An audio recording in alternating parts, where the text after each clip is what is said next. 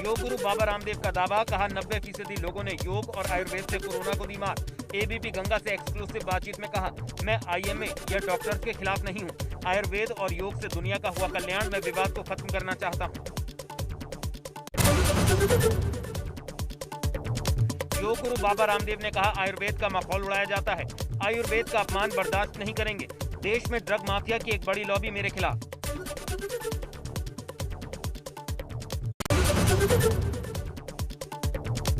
ABP group से बातचीत में योग गुरु बाबा रामदेव ने कहा, 90% लोग बाबा रामदेव के साथ खड़े हैं। हम डॉक्टर भी बनाएंगे और यूनिवर्सिटी भी बनाएंगे।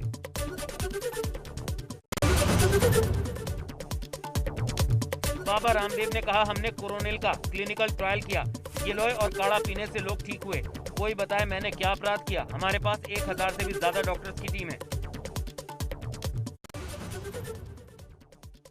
कोरोना संक्रमण पर मुख्यमंत्री योगी आदित्यनाथ ने की प्रेस कॉन्फ्रेंस, कहा कुछ लोग देश को बदनाम करने की रच रहे थे साजिश। वैक्सीन को भी भाजपा का टीका बताते थे। लेकिन देश के अंदर कुछ ऐसे भी तत्व हैं जिन्हें भारत की प्रतिष्ठा जिन्हें अच्छी नहीं लगती। जब ये वैक्सीन आया था 16 जनवरी को और वैक्सीन लॉन्च किया गया था, तब उन्होंने टिप्पणी की थी। वैक्सीन को भाजपा की वैक्सीन या मोदी वैक्सीन कहा था। सीएम ने इस दौरान रेल मंत्री पीयूष गोयल का धन्यवाद किया, कहा देश में पहली बार ऑक्सीजन एक्सप्रेस चली। इतने बड़े राज्य यूपी में ऑक्सीजन की जल्द आपूर्ति करवाई गई। और मैं धन्यवाद दूंगा माननीय श्री पीयूष गोयल जी को। जितनी भी मांग की गई ट्रेन की, उन्होंने उपलब्ध करवा करके, और हर एक जगह देश के अंदर सबसे बड़ी आबादी का राज्य उत्तर प्रदेश है। 25 करोड़ की आबादी का राज्य उत्तर प्रदेश, और ऑक्सीजन से होने वाली मौत ना के बराबर। प्रेस कॉन्फ्रेंस में सीएम ने प्रधानमंत्री की तारीफ करते हुए कहा, पीएम के नेतृत्व में इतनी बड़ी बीमारी के इलाज की व्यवस्था हो पाई। लोगों को जल्द से जल्द वैक्सीन मुहैया हुई। इतनी जल्दी किसी भी बीमारी के उपचार के लिए व्यवस्था दुनिया में नहीं हुई। भारत तो बहुत पीछे था। लेकिन हम आभारी हैं प्रधानमंत्री मोदी जी के, जिन्होंने कोरोना महामारी से देश को बचाने के लिए 2 स्वदेशी वैक्सीन भारत के अंदर ही दिए। सीएम योगी के 3T फॉर्मूले से हिट हुआ यूपी मॉडल। पिछले 24 घंटे में आए सिर्फ 1497 पॉजिटिव केस। 24 घंटे में 3,12,000 कोरोना टेस्ट हुए। अब प्रदेश का रिकवरी रेट पहुंचा 96.6%। यूपी में मंगलवार को कोरोना कर्फ्यू में राहत। 61 जिलों में छूट के साथ कोरोना कर्फ्यू में ढील। 600 से अधिक केसों वाले 14 जिलों में जारी रहेगी पाबंदी।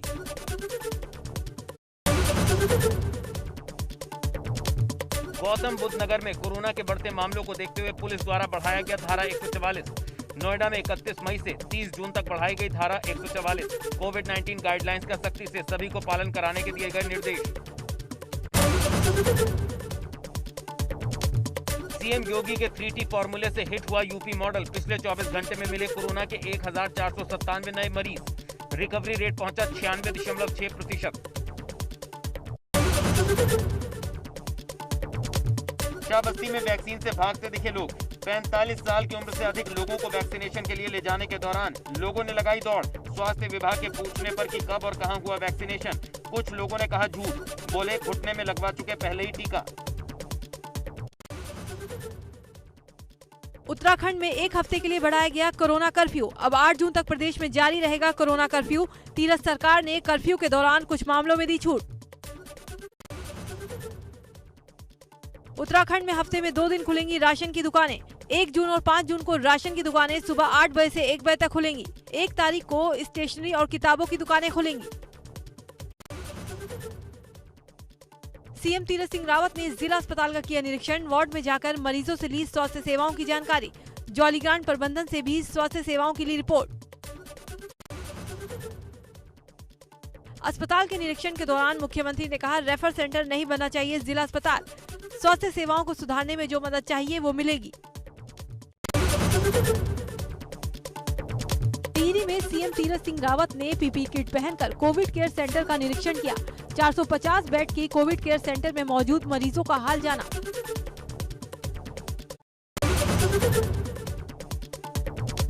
मुख्यमंत्री ने टिहरी को दी सौगात। करीब 95 करोड़ की योजनाओं का किया लोकार्पण और शिलान्यास।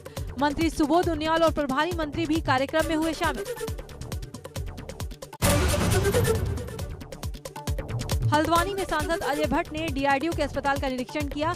मेडिकल कॉलेज के प्राचार्य और अधिकारियों से ली पूरी जानकारी। सभी व्यवस्थाएं दुरुस्त करने के दिए निर्देश। कुमाऊं के दूरस्थ क्षेत्र के लोगों को होगा इसका लाभ।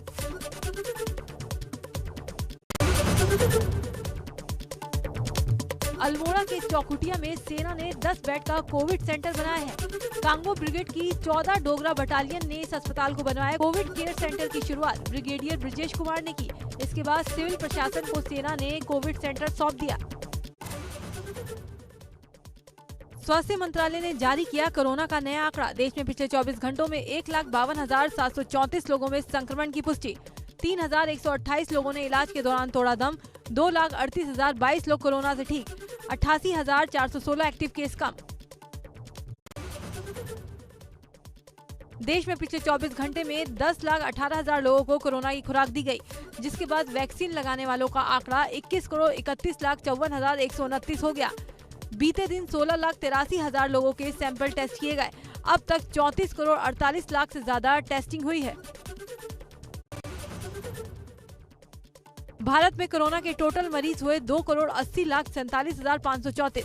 2,56,92,342 लोग कोरोना से ठीक। एक्टिव केस की संख्या पहुंची 20,26,000। 3,29,100 लोग गंवा चुके जान। केजीएमयू में ब्लैक फंगस के अब तक 218 मरीज भर्ती।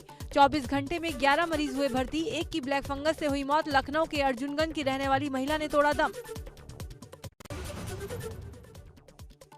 सीबीएसई और आईसीएसई की 12वीं की परीक्षा रद्द करने की मांग पर फिर टली सुनवाई।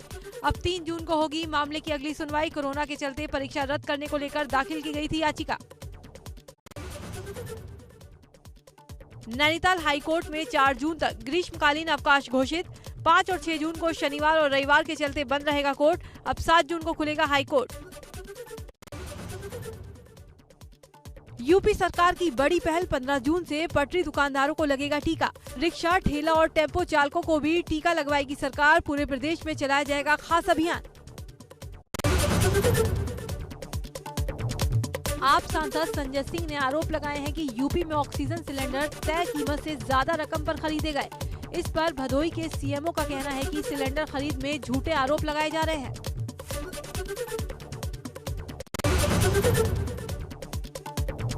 यूपी में अनलॉक की प्रक्रिया को लेकर शासनादेश जारी। 600 से कम एक्टिव केस होने पर जनपद होंगे अनलॉक। फिलहाल 20 जनपदों को ज्यादा एक्टिव मामले होने के चलते नहीं मिली छूट। गाजीपुर के व्यापारियों ने दिया कम एक्टिव केस होने का हवाला। कहा जनपद में 585 एक्टिव केस। जनपद को अनलॉक कर व्यापारियों को मिले छूट। मुरादाबाद के ग्रामीण क्षेत्रों के संक्रमित इलाकों को कराया गया सैनिटाइज। मुरादाबाद सदर ब्लॉक से जुड़ी ग्राम पंचायतों में फायर ब्रिगेड की गाड़ियों ने किया सैनिटाइजेशन। स्थानीय लोगों और ग्राम प्रधान ने की योगी सरकार की तारीफ। अमरोहा में स्वास्थ्य सेवाओं की बदहाली की तस्वीरें आई सामने। करोड़ों की लागत से बने भवन में उगी घास। जगह जगह गंदगी का लगा अंबार। टूटी दीवारें। अस्पताल के गेट पर लगा ताला। अमरोहा की तहसील धनोरा के गांव केसरा में बने स्वास्थ्य केंद्र में न डॉक्टर न नर्स तैनात। 15 साल पहले बना था स्वास्थ्य उपकेंद्र। गांव में करीब 5,000 लोगों की आबादी। उत्तरकाशी में घाटों पर अधजले शवों को नोच रहे कुत्ते। शव को कुत्ते के नोचने का वीडियो हुआ वायरल। अंतिम संस्कार ठीक से न होने के कारण गंगा में बह गए थे शवों के अंग। लोगों की शिकायत करने के बाद भी नहीं हुई कार्रवाई। कोरोना कहर के बीच यूक्रेन से आई मेडिकल हेल्प। यूक्रेन से 184 ऑक्सीजन कंसंट्रेटर की पहली खेप भारत पहुंची। विदेश मंत्रालय के प्रवक्ता अरिंदम बागची ने इसकी जानकारी दी और उन्होंने भारत की तरफ से यूक्रेन को धन्यवाद भी दिया। पौड़ी में मुख्य विकास अधिकारी ने ग्रामीण क्षेत्रों में किया निरीक्षण। कोरोना रोकथाम के प्रयासों का ग्रामीणों से लिया फीडबैक। कोविड नियंत्रण समिति के साथ बैठक कर दिए अहम निर्देश। लखनऊ के भाजपा मुख्यालय में चल रही हाई लेवल मीटिंग खत्म। मिशन 2022 के चुनाव को लेकर रोड मैप तैयार। सरकार और संगठन के बीच बेहतर तालमेल पर मंथन। कैबिनेट बाय सर्कुलेशन के जरिए कुल 7 प्रस्तावों पर मिली मंजूरी। लखनऊ यूपी के पंचायत चुनाव में जिन कर्मचारियों की ड्यूटी के दौरान मौत हुई, उनके परिजनों को 30 लाख रुपए की आर्थिक मदद देगी सरकार। अनाथ हुई लड़कियों की शादी के लिए 1,01,000 रुपए की आर्थिक मदद देगी सरकार। कोरोना काल में अनाथ बच्चों के परिजनों को 4,000 रुपए की आर्थिक मदद। 18 साल तक के बच्चों को टैबलेट और लैपटॉप भी दिया जाएगा। मेरठ के चौधरी चरण सिंह विश्वविद्यालय में यूनिवर्सिटी के कॉलेज के छात्रों के पाठ्यक्रम में अब बाबा रामदेव और सीएम योगी आदित्यनाथ की पुस्तकें होंगी शामिल। दर्शन शास्त्र के छात्र मुख्यमंत्री योगी आदित्यनाथ द्वारा लिखी पुस्तक हठ योग स्वरूप और साधना का करेंगे अध्ययन। बाबा रामदेव की योग पर लिखी पुस्तक भी पाठ्यक्रम में शामिल। अलीगढ़ में जहरीली शराब कांड के बाद छापेमारी जारी। ताला नगरी क्षेत्र में बनी फैक्ट्री पर पुलिस का छापा। 200 से 250 ड्रम इथाइल अल्कोहल और कई केमिकल बरामद माल के कागजों की जांच और सैंपलिंग कर रही टीम। फैक्ट्री में बनता था सैनिटाइजर। देवरिया में अवैध शराब का धंधा जोरों पर। मंत्री जयप्रकाश निषाद के गांव में छापेमारी में मिली नकली शराब। बिहार में सप्लाई होती थी शराब। पहले भी मंत्री के गांव में करोड़ों की नकली शराब मिल चुकी है। कन्नौज में भी अवैध शराब के खिलाफ पुलिस और आबकारी विभाग की संयुक्त कार्रवाई। हजारों लीटर लहन और सैकड़ों लीटर कच्ची शराब को किया बर्बाद। अवैध शराब के कारोबार में शामिल 2 आरोपियों को किया गिरफ्तार।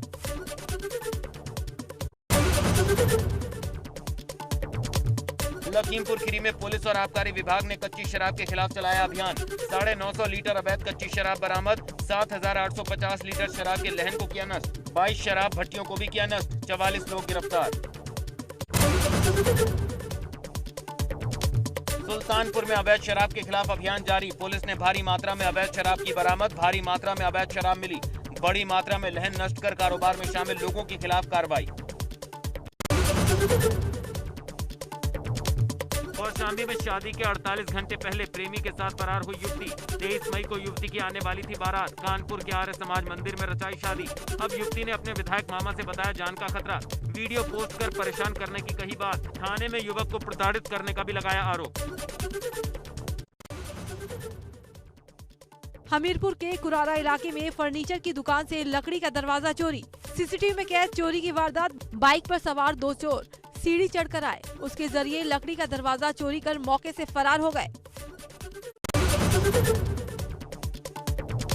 अलीगढ़ के टप्पल थाना क्षेत्र के गांव नूरपुर में मकान बिकाऊ के पोस्टर लगने से मचा हड़कंप। बारात के दौरान अन्य समुदाय के लोगों द्वारा परेशान किए जाने का आरोप। हिंदू परिवारों ने लगाए पोस्टर। हिंदू पक्ष के व्यक्ति की शिकायत पर 11 लोगों के खिलाफ केस दर्ज। पुलिस ने शुरू की जांच।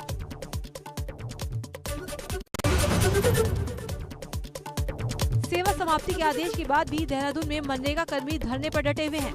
मनरेगा कर्मियों की मांग है कि उन्हें हिमाचल प्रदेश के तर्ज पर ग्रेड पे दिया जाए।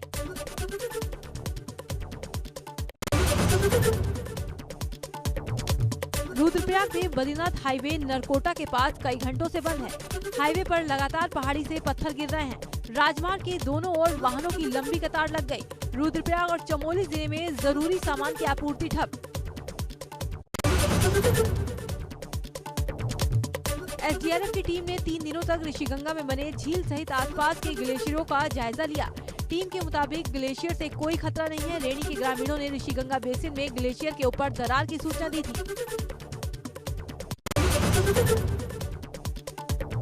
सिखों के सबसे पवित्र और 15,225 फीट की ऊंचाई पर स्थित तीर्थ स्थल हेमकुंड साहिब में बर्फिस्तान वाली तस्वीर आई सामने। श्री हेमकुंड साहिब में अब भी 6 से 7 फीट तक जमी बर्फ।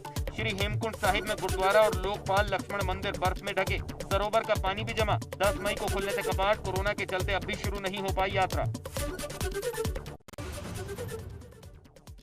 कौशल विकास मंत्री कपिल देव अग्रवाल का असदुद्दीन ओवैसी पर पलटवार। विवादित पोस्ट को लेकर ओवैसी को चेतावनी देते हुए कहा, मुजफ्फरनगर की जनता को भड़काने का काम न करें। ओवैसी दंगा भड़काने की नाकामयाब कोशिश कर रहे हैं। अपनी राजनीति हैदराबाद में करें, न कि यूपी में। गाजीपुर में लगातार हो रही बारिश से भीगा सैकड़ों बोरी गेहूं की खरीदारी के बाद नहीं भेजा गया था गोदाम। बारिश से बचाने के लिए नहीं लगाई गई थी त्रिपाल। विभागीय लापरवाही की भेंट चढ़ा सैकड़ों बोरी गेहूं।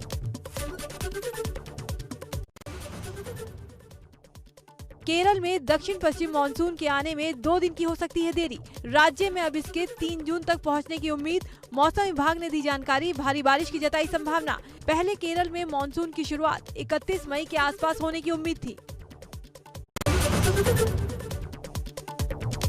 सीएम ममता बनर्जी ने पश्चिम बंगाल के मुख्य सचिव अल्पन बंदोपाध्याय को कार्यमुक्त करने से इनकार किया है। कहा कि ऐसे मुश्किल दौर में अपने मुख्य सचिव को कार्यमुक्त नहीं कर सकती। केंद्र ने 28 मई को राज्य सरकार को पत्र लिखकर अल्पन बंदोपाध्याय को मुक्त करने का अनुरोध किया था। संयुक्त अरब अमीरात ने भारतीय उड़ानों पर बैन की समय सीमा 30 जून तक बढ़ा दी। यूएई ने कोविड-19 की दूसरी लहर के प्रकोप से देश को बचाने के लिए फैसला लिया।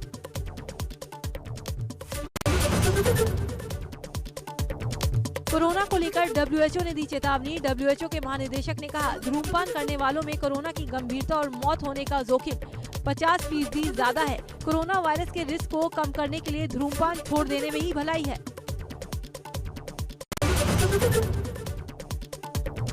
भारत के भगोड़े हीरा कारोबारी मेहुल चौकसी का कोरोना टेस्ट नेगेटिव आया है, लेकिन उसे भारी पुलिस सुरक्षा के बीच डोमिनिका के अस्पताल में रखा गया है, जहां उसे सिर्फ अपने वकीलों से ही मिलने की इजाजत है। अमेरिका के पूर्व विदेश मंत्री माइक पॉम्पियो का चौंकाने वाला दावा। कहा, वुहान इंस्टीट्यूट ऑफ वायरोलॉजी अपने नागरिक अनुसंधान के साथ साथ सैन्य गतिविधियों में लगा हुआ था। इस सिद्धांत की नए सिरे से जांच के बीच ही लैब से कोविड महामारी का जन्म हुआ। घटती और बुजुर्ग होती जनसंख्या से परेशान हुआ चीन। अब 3 बच्चों की नीति को दी मंजूरी। चीन ने सोमवार को घोषणा की है कि प्रत्येक माता पिता को 3 बच्चे पैदा करने की अनुमति होगी। ड्रैगन ने हाल ही में सामने आए उन आंकड़ों के बाद इस नीतिगत बदलाव की घोषणा की, जिसमें बच्चों के जन्म में गिरावट देखी गई थी। पेट्रोल डीजल की कीमतों में बढ़ोतरी का सिलसिला जारी। इस महीने 16वीं बार पेट्रोल डीजल के दाम में इजाफा। पेट्रोल 25 से 31 पैसे प्रति लीटर और डीजल 25 से 29 पैसे प्रति लीटर महंगा। दिल्ली में पेट्रोल के दाम 94 और डीजल के दाम 85 के पार। हफ्ते के पहले कारोबारी दिन शेयर बाजार में जमकर हुई खरीदारी। 514 पॉइंट्स के उछाल के साथ 51,937 पर बंद हुआ सेंसेक्स। वहीं 147 अंकों की मजबूती के साथ 15,582 के ऑल टाइम हाई पर बंद हुआ निफ्टी। कारोबार के दौरान बीएसई सेंसेक्स 52,013 जबकि निफ्टी 15,606 तक गया। सोने चांदी की कीमतों में उछाल जारी। हफ्ते के पहले दिन सोमवार को फिर बढ़ी सोने चांदी की चमक। 24 कैरेट सोना 321 रुपए के उछाल के साथ 48,975 रुपए प्रति 10 ग्राम पर कर रहा ट्रेंड। बीते शुक्रवार को 48,654 के लेवल पर बंद हुआ था सोना। वहीं 71,370 रुपए प्रति किलोग्राम पर पहुंची चांदी। शुक्रवार को 70,500 पर हुई थी बंद। मलाइका ने अपने इंस्टाग्राम पर एक पोस्ट शेयर कर बताया कि वो 5 सितंबर को कोरोना पॉजिटिव पाई गई थी। मलाइका ने कहा, कोरोना ने मुझे शारीरिक रूप से पूरी तरह तोड़ दिया था। घर में 2 कदम चलना भी मुश्किल होता था। सांस लेने में तकलीफ थी, वजन बढ़ गया था। 32 हफ्ते बाद अब योग कर पा रही हूँ, ठीक महसूस कर रही हूँ।